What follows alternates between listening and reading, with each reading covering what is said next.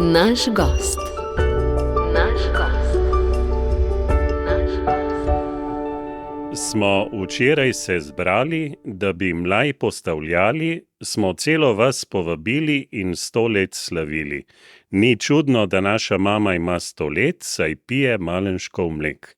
Tako so 19. januarja prav na 100. rojstni dan zapisali na Facebook strani Malenškove kmetije, kjer je prav na vsakem koraku mogoče videti kakšen sad pridne in marljive mame Frančiške Bizant. In ta slavljenka, Malenškova mama, je naša današnja gostja, spoštovane poslušalke in spoštovani poslušalci. Gospa Frančiška, najprej iskrene čestitke ob 100-letnici, še v imenu poslušalk in poslušalcev Radia Ognjišče. Hvala vam za vašo pozornost. Mlaj za 100 let je, lahko rečemo, izjemen dogodek. Ste bili veseli, da se je zbrala vsa žlahta, cela vas? Sem jih bila vesela. Ma je pa nekam nerodno, da je veliko takih, mislim, sidnost ali pa dela pa vse to, drugače pa gotovo. Mene nasplošno se z vsem razumemo. Jaz za nobenega ne vem, da ga jaz nobenega ne sovražim, pa tudi k sebi ne čutim, da nobenega. Včasih sem kola na nivk, sem kaj delala, pa so se mem vozili domačin ali pa še kakšen drug, ki so me že večkrat, vsak me pomaha ali pa še vstal, da kaj pogovarjamo. Tak preprost življenje, no, pa sem zadovoljna. Je pa treba tako včasih tudi kakšno reč majhen spregledati, a ne.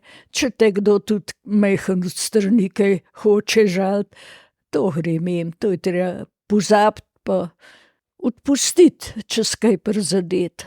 Gospa Frančiška, sem slišal, da je to bila vaša želja, da se dobite na vaš rojstni dan, 100. rojstni dan, najprej pri sveti maši, potem pa tukaj doma za domačo mizo. Tako, ja. Tako sem želela. Pri sveti maši to pa obvezno, da je sveta maša. Da odrval jo je tudi moj nečak, Lado Bizant. Ne vem, kaj naj vam rečem, vesela sem bila, no. To, da se je toliko ljudi zbralo, ste bili presenečeni?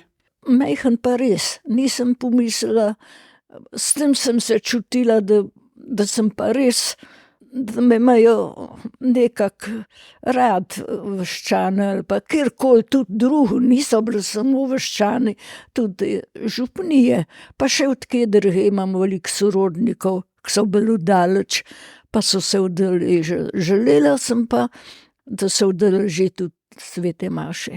Gospa Frančiška, če zdaj narediva kar veliko korakov v preteklost, v vaša mlada leta, doma ste bili tukaj v soseščini, so mi povedali. Kako se spomnite mladih let? Zelo lepo, pa zelo preprosto.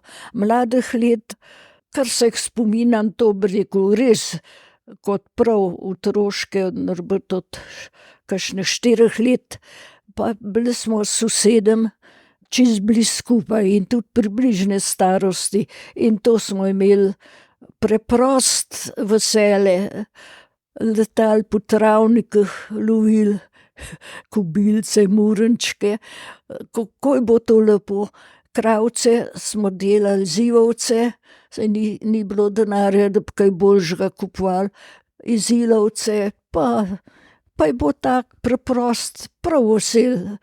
Zvečer, ko smo rekli, da gremo pa zvezde štet in smo gledali, poj pa vsak je bil po svoje balkonšten, kaj veliki voz, mali voz, vse to smo pol zvečer se s tem zabavali, no.